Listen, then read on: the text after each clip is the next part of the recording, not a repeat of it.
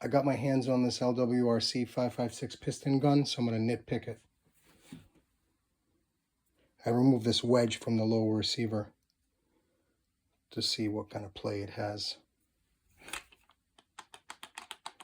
It's not the worst. So from the back to the front, you have their proprietary buttstock with QD socket, 6 position. It looks very cool. It's not very comfortable. It's a short, maybe shorter top to bottom than a car stock, and it's got this toe on it. There's not much to hold on to. QD socket, end plate, proprietary. No staking. MOE plus grip. Proprietary trigger guard. Ambi lower.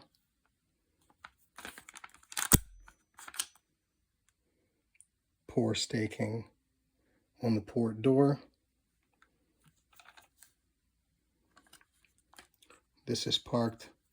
This is cast one piece with the stud with a, looks like a nitride finish. Same here. This is pretty cool. It's a steel QR code plate with the serial number, and I don't know how it's embedded in that lower, but looks really cool. Nice magwell. Proprietary upper. The handguard bolts right to it. And it's got a removable top rail. So we're going to have to check that out to see how it retains zero.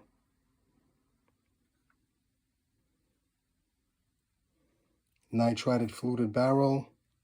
These thumb studs are used to remove that top rail.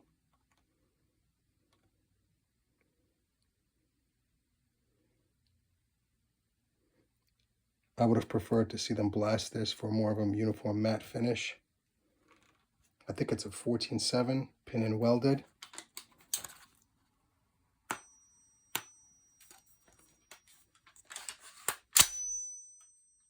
That thing is loud, really obnoxious. So I helped pick this out. The flash hider is not timed. The piston, I mean, it still has a gas block in there.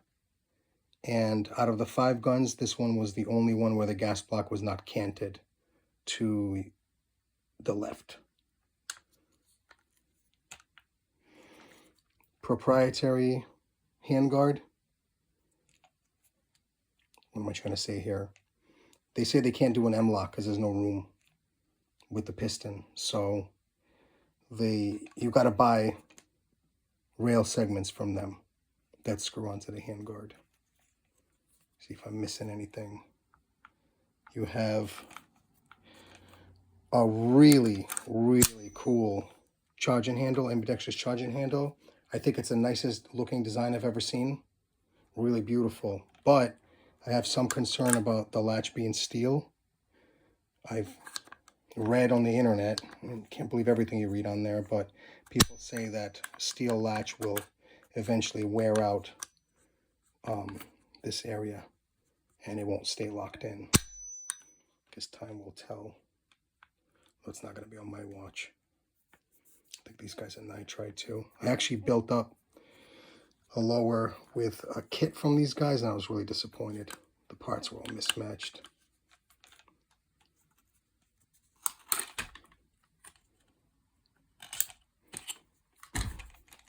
M16 cut lower.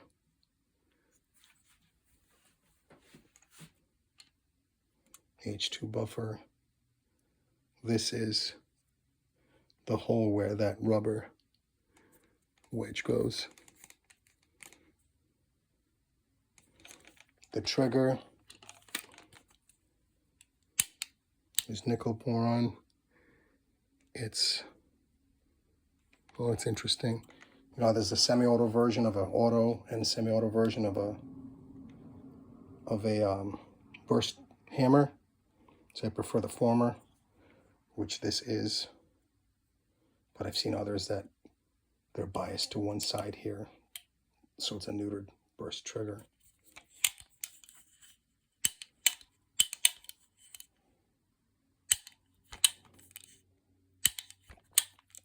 And you might notice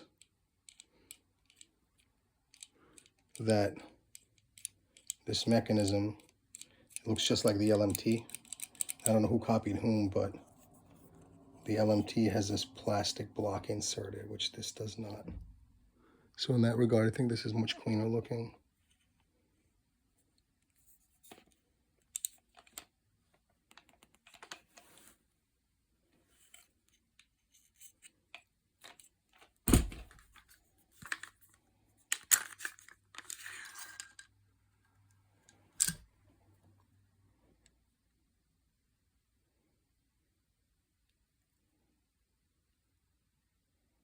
Interesting cut here. Not symmetrical with the bottom. Well, I've seen that before. I'm not sure where.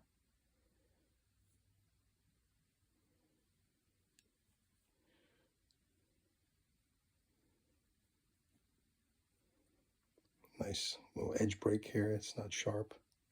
I don't love these when they cut flats rather than milling a full radius. I feel as though it doesn't seal up around the edges of the port door as well. Of course, this is one piece for the piston.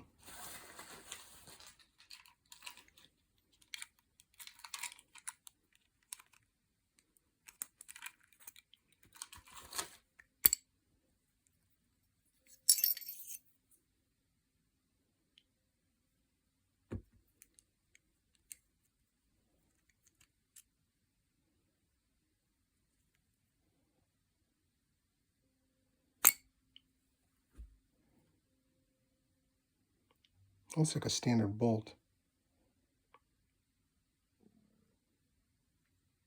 Phosphate, and for whatever reason, it still has the gas rings on it. I know you're not supposed to do this, but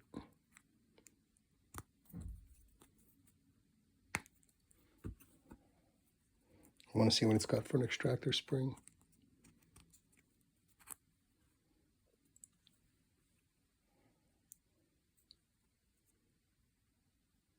And it looks like kind of the standard spring with O-ring and buffer insert.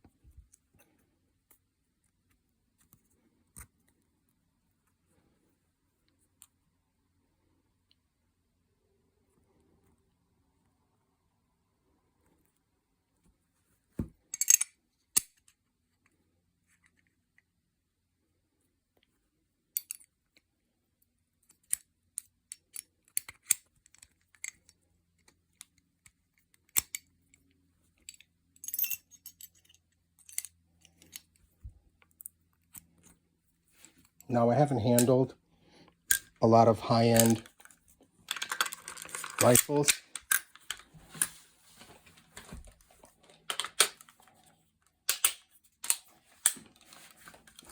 Of course, you know what? There is still wobble with the wedge. I was about to say, of course, there's no wobble now, but that's not true.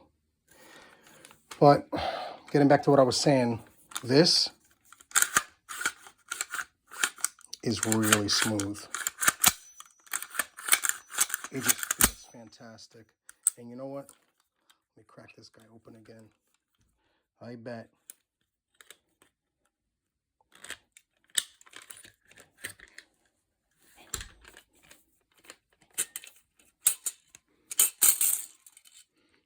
it's got a smooth buffer tube.